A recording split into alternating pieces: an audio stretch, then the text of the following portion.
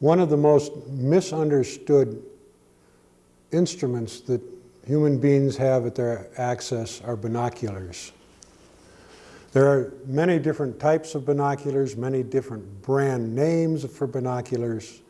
There are roof prism binoculars, and then there's standard binocular that you see almost everybody owning. But one of the things that happens when people come out to the hawk watch is we hear such complaints as, "Oh, my binoculars have given me headaches ever since I started using them. I'm not comfortable using them, or I can't get them in focus. I can get one eye in focus, but the other eye is always out of focus." So one of the first things you've got to do when you're dealing with binoculars is understand them, and that's part of what this presentation is all about. I'm going to start with this pair of binoculars, and we're just going to look at it at long range, okay? First of all, your binoculars adjust in this manner. And for those, that helps the person, as I have wide set eyes and my wife has rather narrow set eyes, that allows you to bring both of the lens systems in so that an individual can use them.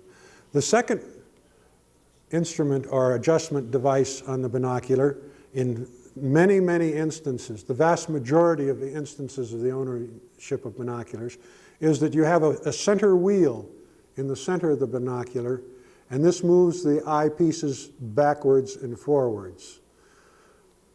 Every set of binoculars has that, except for that unusual set that is individually focused, and there are some binoculars on the market that you individually focus each system.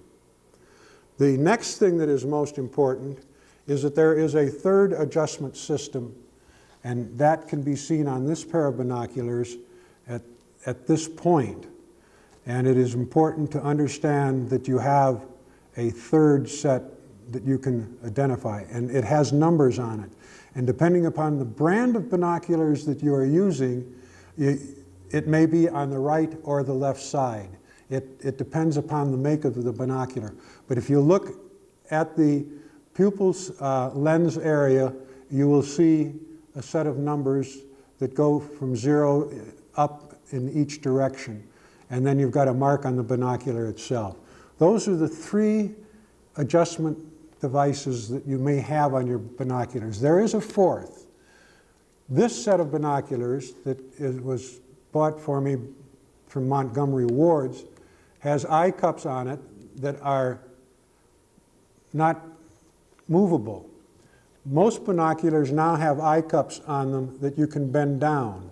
And for people that wear glasses, you've got to understand that you must be willing to bend those down if you're going to wear the binoculars and use the glasses, your eyeglasses at the same time. If you're going to take your eyeglasses off, no. But I don't know how you can take your eyeglasses off and then use the binoculars.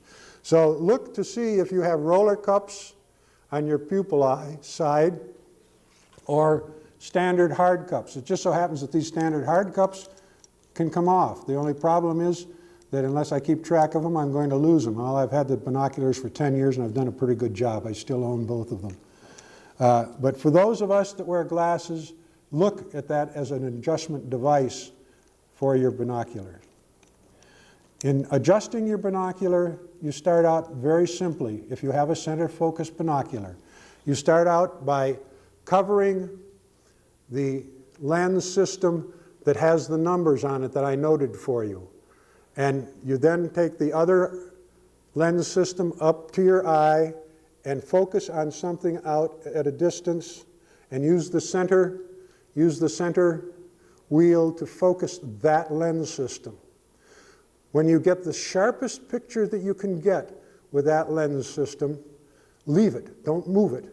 And then you go over and you cover up that lens system, and you go to the other lens system, and you go to the back and the adjustment of this system here, and you get the sharpest picture that you can get through that eye. And the reason I don't say close an eye and close the other eye is because you put a stress on your eyes when you do that. And by doing it this way, you get the most open view that you're going to get with that particular eye. Now you have focused each of the lenses to fit the ability of each of your eyes. And I would say to many of you people that You know how different your eyes are based on the glasses that you wear or eye examinations that you have had. In purchasing a binocular, a set of binoculars, what do you want to do with the binocular? If you're a sports nut and you want to watch what's happening in the football pileup, that's one idea. If you're a hawk nut like I am, you need a different set of lenses and a different set of capability. The things that you look for when you buy binoculars is the size of the lens at the pupil end and the size out here. The bigger this size, the more light is allowed in, and the more opportunity you have to get detail. Another thing that you're interested in, as an example, I would say a set of 10 by 50s would be a superior set of glasses for watching football games. The reason for that is that at 1,000 yards, your field of view is 297 feet for this particular set of binoculars. This particular set of binoculars is my scanning set that I use on the Hawkwatch. I want the widest field of view and the highest magnification I can get in something that is light. This set of binoculars are by Swift. They're Audubons, 8.5 by 44s. They have a field of view at 1,000 yards of 430 feet. I also was given this monster, which happens to have a zoom capability in it. Realize that when you have a zoom capability in it, you are going to be involved in having to bring the lenses closer together no matter what your eye spread is in order to utilize the zoom capability. This particular set of binoculars are 10 by 40s by 60s. And the problem is that after you go by 10 power, you've got to brace yourself. You almost have to treat this set of binoculars like you're dealing with a telescope or a scope of some form, because the slightest movement, your heartbeat will give you problems in dealing with your vision. However, when you're dealing with a sitting bird and you need to look at him in detail, and he's afar off or she's afar off, these are an interesting set of binoculars to use. These have been knocking around for a number of years. These are all precision devices. No matter what you pay for your binocular, they are a precision device. I have just given my 8-year-old daughter a set of 7 by 35s as her introductory set of binoculars. And one of these days we're going to sit down and go through the whole routine. She's been using mine or my wife's, but she needed a pair of her own. The other thing that you're interested in when you're looking at the binocular is not only the question of the field of view, how far out do you get how much spread and how much magnification, because I've told you this is a set of 8.5 by 44s, this is a set of 10 by 50s, and this is a set of 10 by 50s for all 10 by 60s for all practical purposes. This is a very complicated system. You lose light in it. I only use it for sitting birds. Sitting birds. How close to you do you need your binocular to identify a bird? This is another element when you're going to purchase a set of binoculars that you look at. This set of binoculars, I can focus down to about 11 feet. This set is good for 25 feet. That's the closest it'll focus in. This set is good for about 35 feet. That's the closest it'll focus in. So those are things that you have to be interested in. That's a quick story about binoculars. We want to give you a snippet on scopes. Scopes are wonderful devices for looking at sitting birds, shorebirds, migratory waterfalls sitting on a lake. But the only way that you're going to use them for a flying bird is if you put them on some type of a stock system, and it's not very satisfactory. I also want to show you something else. I'm going to stand up and have you look at my particular scope. Scopes can be bought for all kinds of reasons. I bought this particular scope because I was going to use it as a lens on my camera system. But after working with it, it goes from 15 power to 60 power. I decided that I couldn't always get all of the attachments together so that I ended up with a beautiful focused picture. But you'll notice how I'm standing next to my scope. When you buy a scope, make sure you get a tripod that is tall enough so that you can just look into it and do whatever you want to do with the particular adjustments that it has. One of my birding friends is not too tall a gentleman, and he always mocks me. Every time I bring the scope out, he gets behind it and he goes like this. He jumps up as if he can't see it, and of course he can't. His scope has a view angle or a view level at about this point. So when you're dealing with the purchasing of a scope, don't forget the tripod system that you need. Scopes comes in all ranges of cost. You can get them for under $200, and they go all the way up into the thousands. Same way with binoculars. The binocular systems can be bought. You can go to Montgomery Ward's or J.C. Penney or the Wild Bird Crossing in Jamestown and buy a set of binoculars. Bushnell, other name varieties. There's about 30 varieties of scopes and binoculars that you can buy. I would suggest that you're interested in coated optics. I would suggest that you are interested in seeing to it that it matches what you want. I couldn't see spending $1,000 for a system, pardon me, for my granddaughter. When you buy, you can get them local. But when you start talking about spending several $100s, I would strongly recommend that you look in any of the birding magazines that are available and look at the wholesale houses. This particular binocular that all of our hawkers use now sells for $219, mail order. If there's something wrong with it, you send it back to the Swift. If you buy it local retail, you're going to spend $350 to $400 for it. And if there's something wrong with it, you're going to send it back to Swift. So I would strongly suggest that you look in the mail order when you're talking about binocular purchase or scope purchase.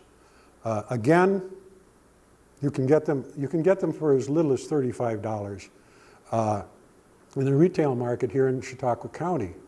And they're good enough as a training binocular.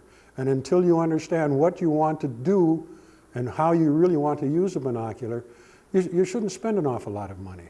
When you finally decide you really know what you want to do with your binoculars, then go out and look in a number of the magazines dealing with birds and birding. This just happens to be one of them. In the ads, they say, we have a paper on how to select your binocular. Spend the amount of money and the time it takes to get that particular paper and read the opportunities that you have in selecting the various options dealing with your particular binocular. It's worth the time and you won't be disappointed. And then, please, when you get your binocular, in the vast majority of instances, they have all of the instructions that I've given you previously about focusing the binocular. Save it. Read it and use it.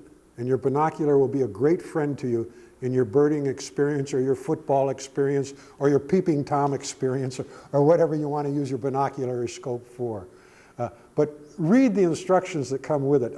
We're just amazed at the number of people that come out to our Hawk Watch that complain about their binoculars, and when we say, well, have you done this? Do you know about that? Do you know about this? Do you know that you have roll downs if you have glasses? And they, oh, my golly, they're really much better than they've been for years. And it was the fact that they didn't read the instructions. The other part of this presentation deals with birding hotspots. And there is a document, it's over on the easel, that tells about the birding hotspots of New York State. And these are the most popular ones. But you've got to understand that birding is a seasonal activity, and that a particular birding hotspot is good for the spring migration or the fall migration or mid-year, or if you really want to create a neat birding experience, become a bird feeder. In our backyard, we have 5 suet feeders. We have 6 seed feeders in which we feed 3 different types of seed, and we have a birding hotspot. In a given 2-day period, we may have as many as 25 different species of birds come to our backyard in the winter months. In the summer months, we get different species, but we don't get them that intense because we don't feed that intense. So we keep only 1 feeder going during the summertime, and that's full of black oil sunflower seed. But you can create your own birding hotspot if you want it. But let me tell you about some of the great birding hotspots in Chautauqua County, and I'm really not the authority on this. The authority on birding hotspots is Bob Sundell of Jamestown, New York, and the crew that's involved with the Lake Erie Bird Club up in Dunkirk. They know them much more intimately than I do. But as an example, there's certain days of the year, like right now where the Lake Erie is almost frozen over. If you want to see waterfowl, go to the Dunkirk Harbor. And you'll be amazed at the number of gulls, the number of terns, the number of waterfowl, the number of geese. In fact, if you go to Flagpole Park, you really don't want to walk there because there's so many geese. But that's the birding hotspot. And every once in a while, you'll get an arrival that will shake everybody up. Like one year, a peregrine falcon came and spent several days on the window ledges of the Niagara Mohawk power plant and would go down and pluck some bird off of the waterfront that he needed for a meal. Hanover Road, which is in the New York State document that you just saw a few minutes ago, is an interesting place, spring and fall migration. The point west of Dunkirk Harbor, Point Gratiot, is a wonderful place during spring and fall migration for the warblers particularly. Every once in a while they'll also get a merlin. Every once in a while they'll get a northern shrike. But spring and fall, it's a very, very exciting place. Then down on at the mouth of the Canada Creek on Route 5, there is a area that's been picked up by the Nature Conservancy, and it is a birding hotspot, again in the spring and fall migration for small birds. You can look at what is happening in the vegetation of where you are and decide almost what type of birds you're going to see. When the oak tree's leaves are about the size of a mouse's ear, begin listening for the orioles and the rose-breasted grosbeaks. They do not necessarily concentrate, but you can see them flying if you're attentive in your backyard, even though you're not feeding. Scarlet tanagers, indigo buntings, all start coming about the time that the oak leaf is about the size of a mouse's ear. Any place in the county. In the fall of the year, if you're interested in waterfowl, Hartfield Bay, the northern end of Chautauqua Lake, is a very exciting place. We're talking about, in some days, thousands of birds. The other areas in the county have moved further south. The outlet of the lake in the wintertime, because it's open all of the time, is a wonderful hot spot.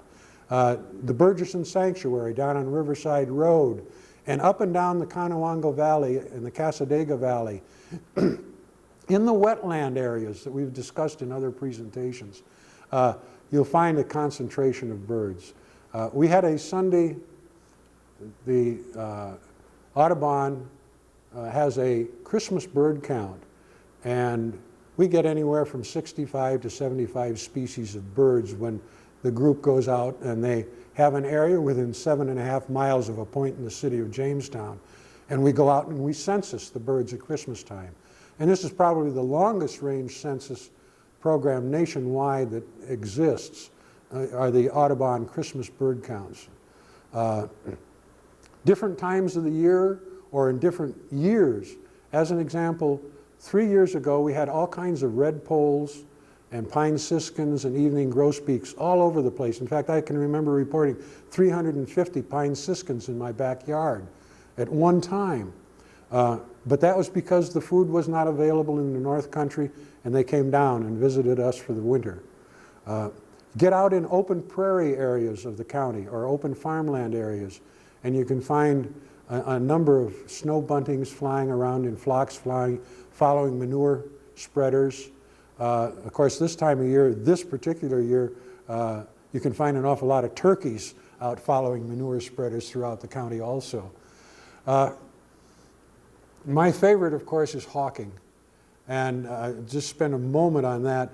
It is very, very seasonal in character, and there are 2 weeks in the last 2 weeks of April when, if you're along the shore of Lake Erie, because of weather conditions and weather systems and the way the birds migrate and use the weather systems and thermals to migrate, they get stacked up against the edge of the lake because there are no thermal activity or lift activity over the lake itself.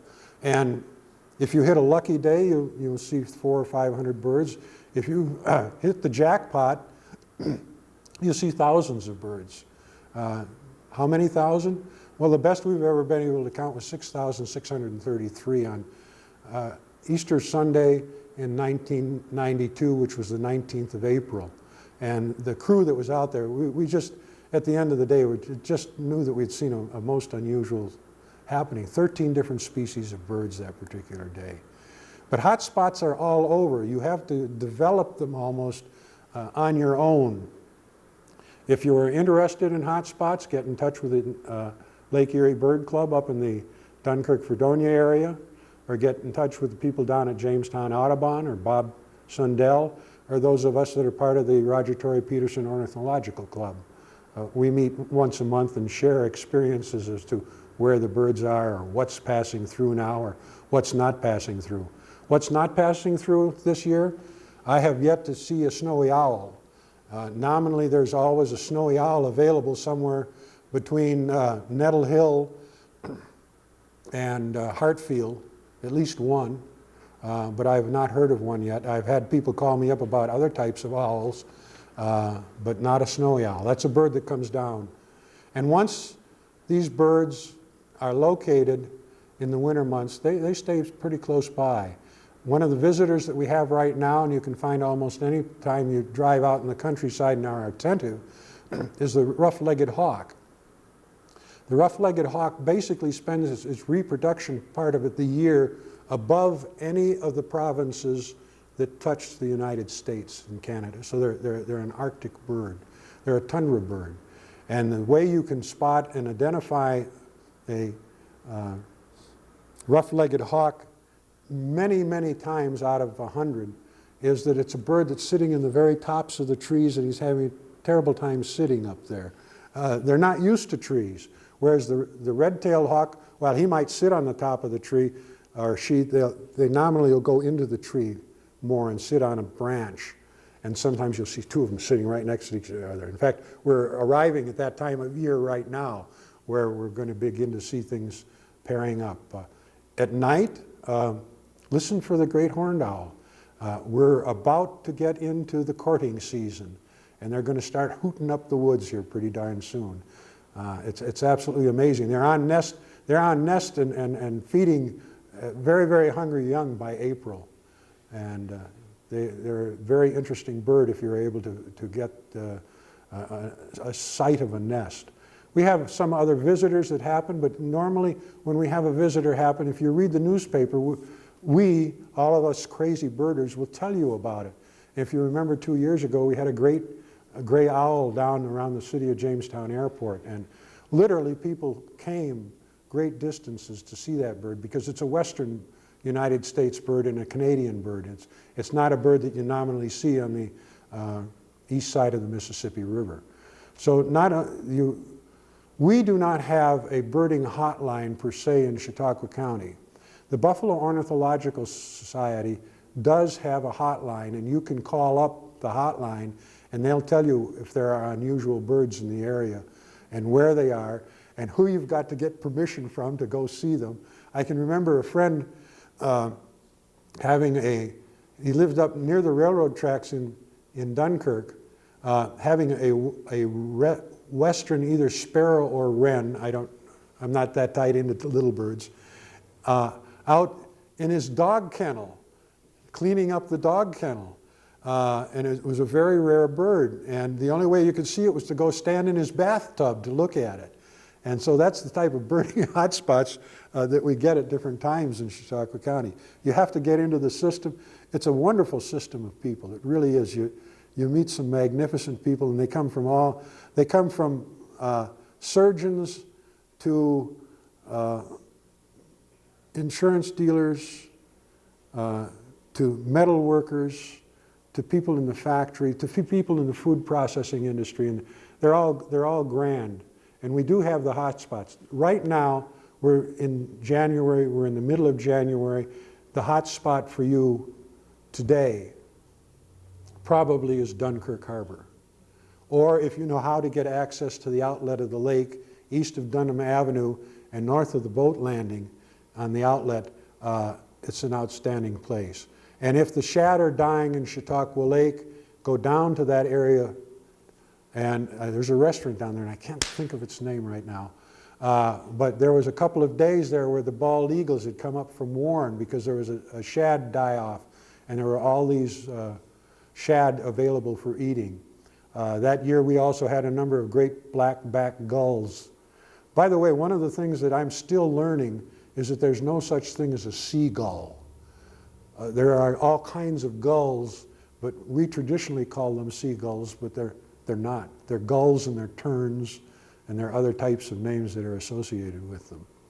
But I would suggest to you that the bottomlands of any of the creeks, if you're willing to sit and be quiet, you can observe a number of birds, but they're sparse. I have a friend that has a hawking route that he drives, and he keeps track of the rough-legged hawk population of part of Chautauqua County. And last year he was out with a companion almost every day, and they had somewhere between 27 and 35 different places where they could say where they're going to come over a hill or around a corner and look in that particular area, and there will be a rough-legged hawk, or there will be 3 rough-legged hawks in the area. So you, in some instances, have to develop your own hotspot. My wife and I have a 22-mile trip that we take that take us up to the Belson Road in the town of Westfield and down the Parker Road into Sherman and back up around Nettle Hill. And there was one year at Nettle Hill when I could guarantee, I would stake my life that in the maple tree in the pasture on the west side of Nettle Hill at 3:30 in the afternoon would be a dark-phased rough-legged hawk. And he spent, or she spent, all of the winter at that particular point. That same year, at about 2:15 to 3 o'clock in the afternoon, at just west of Mayville, where Lyons Road connects to the road between Mayville and Sherman. How's that for a block? I could pick up a snowy owl every day. It was sitting out in the field. You had to scan maybe about 20 acres, but it stood out. It's so white. So birding hotspots become what you generate them to be. My friend also has a place back of Cassadaga where in the spring of the year, he'll show you a part albino red-tailed hawk that's been there, I believe, now 5 years. But it leaves for part of the season. But in the summer, it's there raising a brood. Binoculars, before you buy them, know what you want to do with them. And know that you don't have to buy expensive binoculars to have an enjoyable experience. However, as you get more and more into birding, you're going to be interested in something more than that introductory set of binoculars. But don't go out and buy a high-priced set to begin with. Buy an inexpensive pair, learn how to use them, learn how to enjoy them, and not be frustrated by them. And you can have an awful lot of fun birding throughout your life, not just Chautauqua County, but throughout your life. And of course, I've made the mistake of indoctrinating not only my children, but my grandchildren with the idea that birding is wonderful. One of the great things about it, I'm a hunter, I'm a fisherman, but the great thing is after a day of birding, you don't have to clean anything. You can come home and be satisfied that you saw this or you saw that, or for the first time in your life, you saw something else. The spring of the year, we watch for the tent caterpillars. And as soon as they start moving, we know that the yellow-billed cuckoo is going to come.